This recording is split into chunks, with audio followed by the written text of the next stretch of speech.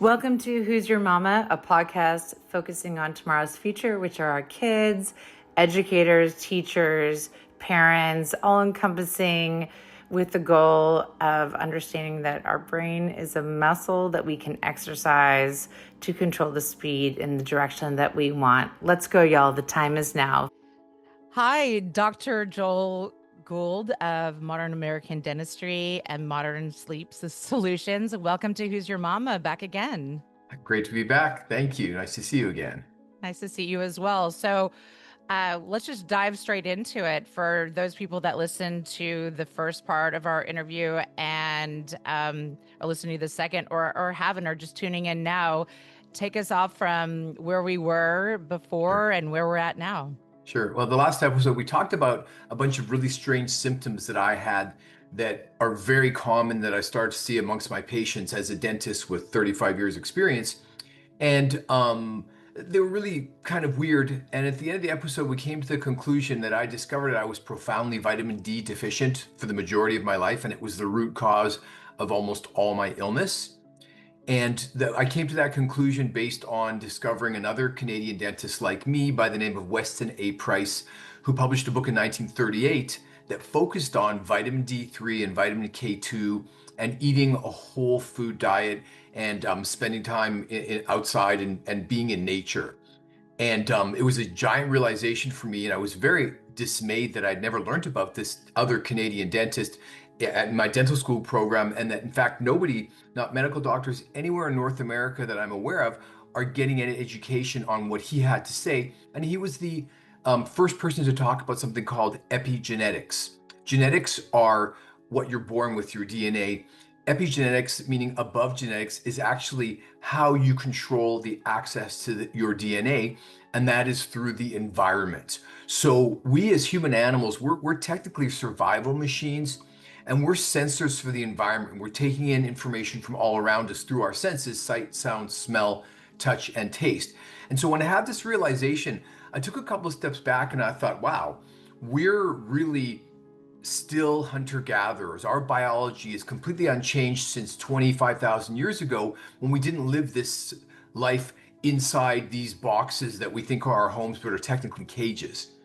And so I started to think about, when I discovered what was wrong with my health, and I really wanted people to see the puzzle that I had discovered. Imagine, you can't quite see it. I was just trying to find the right light to shine on it so that it would make sense to other people, because I was very frustrated. I was seeing all these very sick kids and adults who were profoundly suffering from the syndrome that I really discovered. And again, mostly that disconnection from being outside in nature. And one of the most important things is the natural sunlight that you would get from being a hunter-gatherer living outside. Can So I people all just supplement their touch on vitamin that D. real Yeah. quick when we Yeah. talk about brain health as life health and all encompassing? How did that make you feel internally? And what I mean by that is not knowing what was going on or being diagnosed with certain things, but feeling a lack of, so to speak, control, and knowing that there are other things going on, but not being able to pinpoint it from a mental health standpoint. Well, it's sort of more than that, just because I was following my doctor's orders because they were my orders. I was following traditional medical thinking, but I was very unhappy. I was physically very ill, and I was mentally completely depressed. Having Crohn's disease is demoralizing. And I had just created a sort of a fake life to show that I was doing okay, but I was not living well. I was just surviving, and it was normal to me. So when I fell out of that, when I actually recovered my health, there was a period of even a couple of years where I was really kind of confused. I had to rethink everything because every part of my entire life was based on that sick person that I had no choice. I didn't know. Like I said, I followed my doctor's order. You Just didn't like, know till you did know. yeah. Well, you don't know how sick you are until you get better. I didn't know what kind of pain I was in until it disappeared. And that's the Right. crazy part. I took all kinds of medications on a daily basis just to function, and now I don't take anything. So that's. And so that brought me to my actual real creation, which was my book called The Modern Epidemic. And it's really the disease of modern living that's caused by a separation of the human animal from its evolutionary origins. We evolved living outdoors. Now, I'm okay. I don't, and I don't want to hunt my own prey and all that. But so I wanted to have a framework for people to understand this. And I came up with the idea of modern hunter-gatherers because our biology is unchanged. since when we were hunter-gatherers, but we now live in this modern world surrounded by all of these things that we think are normal but are not. So I really want people to understand that I wanted them to join their tribe, and our tribe is the hunter-gatherers. All humans on this planet are hunter-gatherers. And so I wanted to create a book that sort of had that greater global understanding of we are really one tribe. And then I wanted to break it down into the most basic elements, and they are air, earth, fire, and water. And it's such a great frame of reference to utilize. And initially, because when we got into air, I was focused on how I became aware of this whole entire business on any level was through sleep apnea. So air for me represents sleep and breathing. Now, your body has a choice. You can sleep or you can breathe. When you have sleep apnea, you don't do them both. So as your body starts to break down from the syndrome that I described in further detail, um, as you start to actually fall asleep, your breathing starts to be reduced and your body will wake you up over and over and over again. And that's what sleep apnea is. And it's also a big part of insomnia. So for me, air represents sleep and breathing. If you don't breathe, you're not going to survive more than 4 minutes. I think we said this earlier that you can live for many days without food and even a while without water, but you can't live for more than 4 minutes without air. So our entire biology is hardwired into this area, our airway, and that's my focus as a dentist. I'm looking at that all day long for the last 35 years. So when we get to Earth, that represents what we eat and how we eat it. So humans evolved to eat whole foods, specifically ruminants. Those are our foods. Those are cows, goats, sheep, anything with a rumen or a special gut microbiome that finally filters the food that we eat. And those are our evolutionary partners. When we discovered these animals, in North America, they're buffaloes. In Africa, they're wildebeests, which we now sort of know as cows. That's our food. We don't eat grass. They eat the grass and they transform it into amazing milk and meat and products for us. If we use the whole animal, it's a great fit because the animals eat the grass, they fertilize the soil, the cycle of life is perfect, carbon grows in the actual earth, and all of the um, microbes that are supposed to be there are getting fed, and it's a perfect cycle. And we've really ruined it by putting pesticides and herbicides on our farmland. We've killed the soil, and it's dying, and it's dying like our gut microbiome. I Sort of think. like a nature versus nurture in some ways, as far as how we treat our mind and our body. Yeah, well, it's always a combination, always a combination. But one of the things that I really started to think about that I still is more of my focus today is the idea of feasting and fasting. Humans didn't have refrigerators, kitchens, or anything.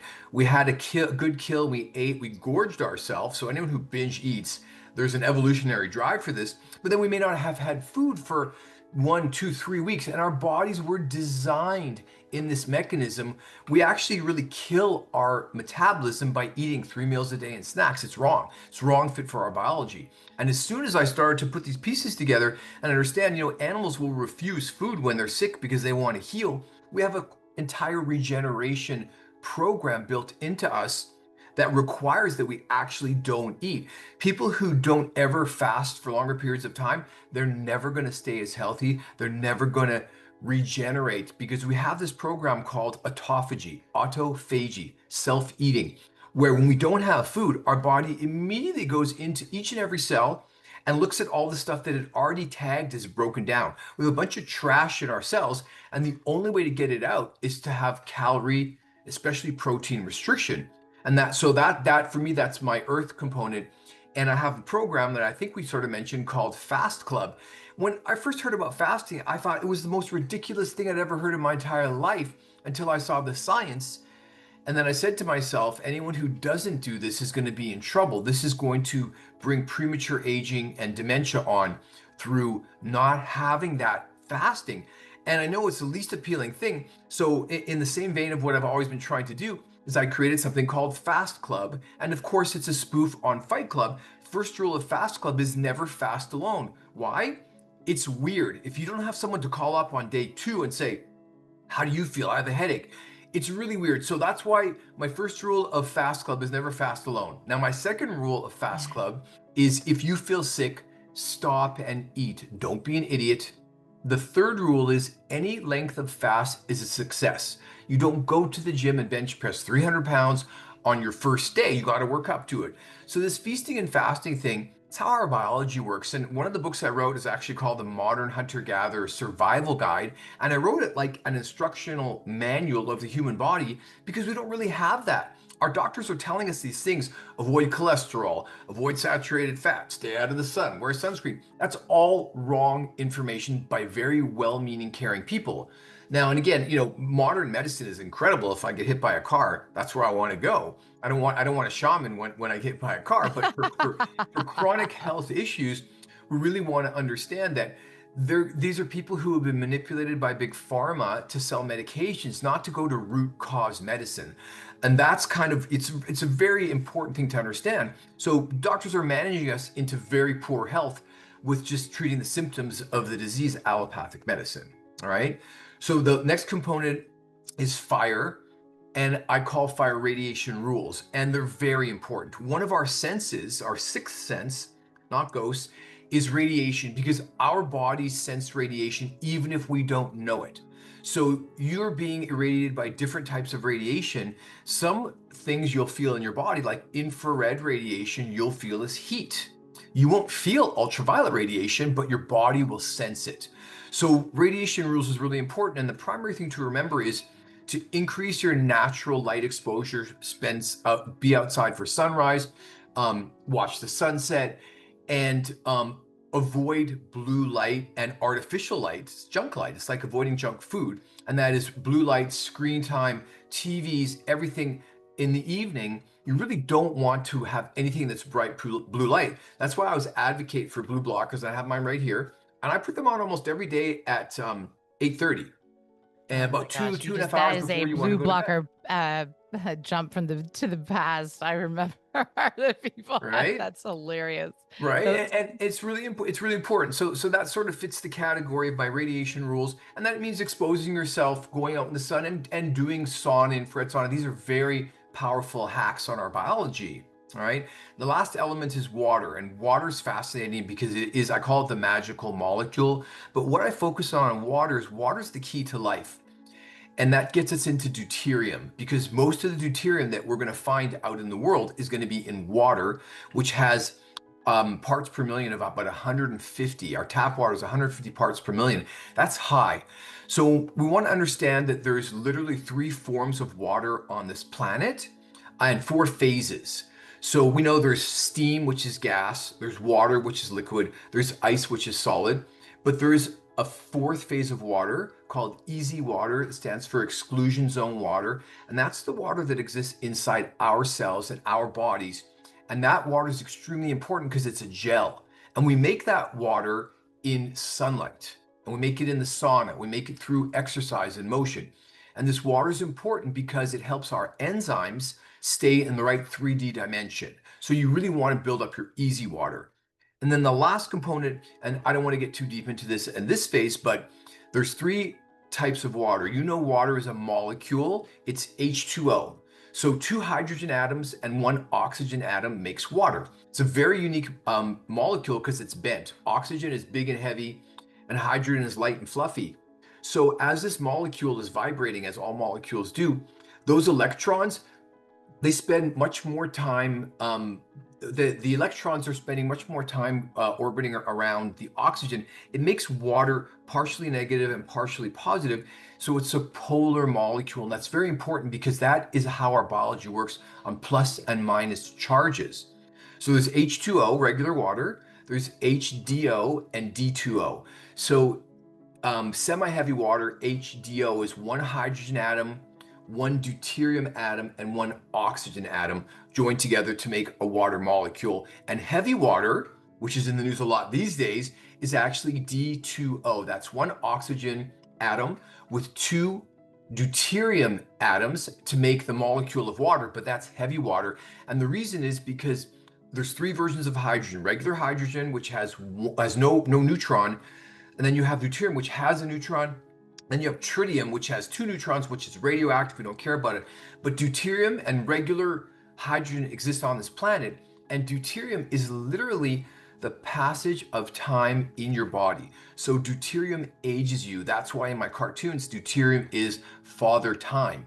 Now, of course, deuterium is concentrated in sugar, carbs, pasta, pizza, all these delicious foods, and a lot of root vegetables that are starchy, so potatoes and that type of thing. And you really want to get rid of your deuterium. It's called deuterium depletion.